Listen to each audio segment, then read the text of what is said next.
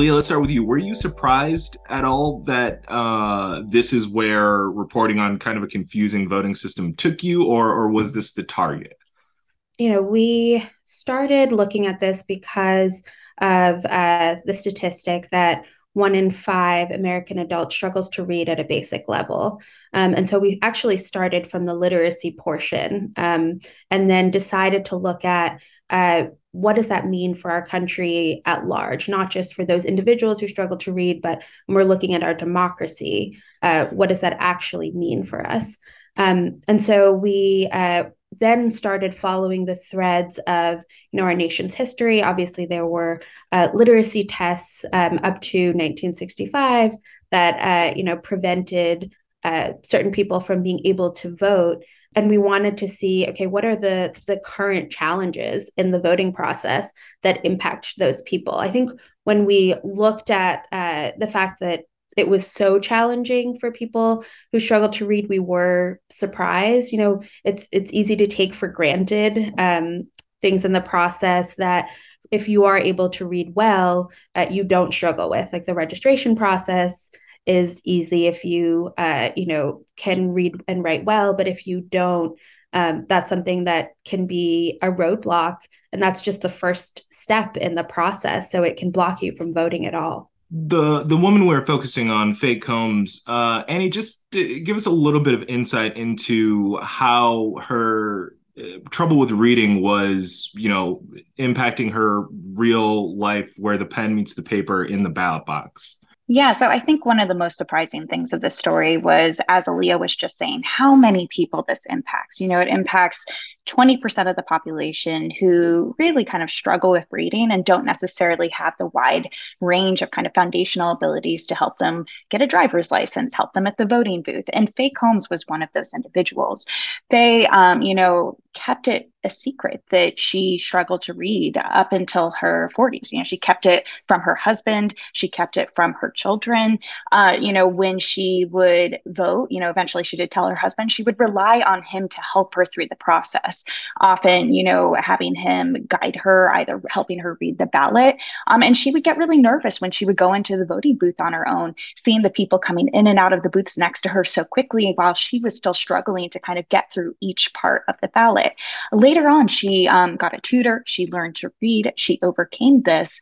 And she really sees it as her mission to help other people, not only, to reduce the stigma so that they can get the appropriate foundational help that they need to read better, but also to get them out to the polls to vote, which is so important for our democracy. What about the design of the ballots and the registration forms changes, outcomes of entire elections?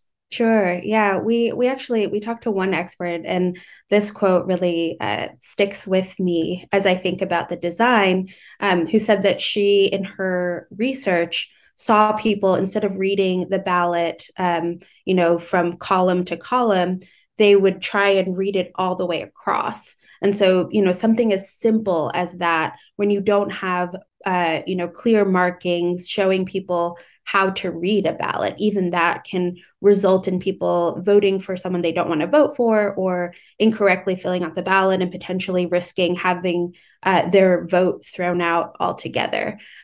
We were able to collect several examples from different lawsuits and different organizations, including the Center for Civic Design. That's really the main organization that works on helping states and municipalities to redesign their ballots.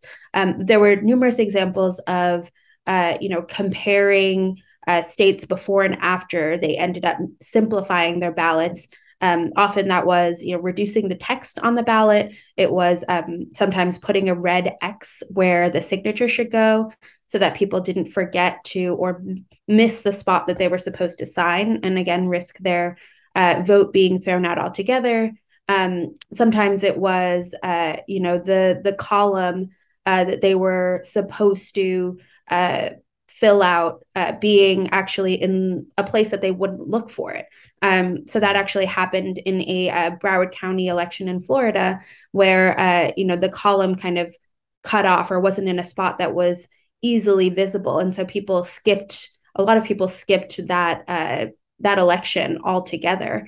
When states are approaching this this design of how their ballots are there any challenges to that? Is there any reason why states wouldn't want to make sure that their citizens have, the best ability through ballot design or registration design to participate? What are the barriers to states being able to make this a more accessible thing? That's a great question. So some of the barriers that we've come up with is, money. I mean, it costs money to change election ballots. It costs money to, in time to kind of revamp a whole system. But, there are a lot of committed individuals who work for elections offices out there, regardless of their partisan leanings, who do believe that making these forms more accessible is incredibly important to increasing the electorate. One thing I will say is that when it's election experts who are making the decisions, they often make decisions that are in the interest of voters, but that's not always the case with politicians, right? So even though people are making changes toward, redesigning the ballot, making it more accessible, and various places, when it comes to redesigning the process, right, changing the registration to make it more acceptable, to make it more accessible, they're not always doing that. The United States kind of stands out among its international peers as having an incredibly convoluted, complicated election process from the beginning, right? Right when you have registration of voters. The United States doesn't have kind of an automatic registration program in place that, as soon as you get your driver's license, everybody is kind of looped into the registration system.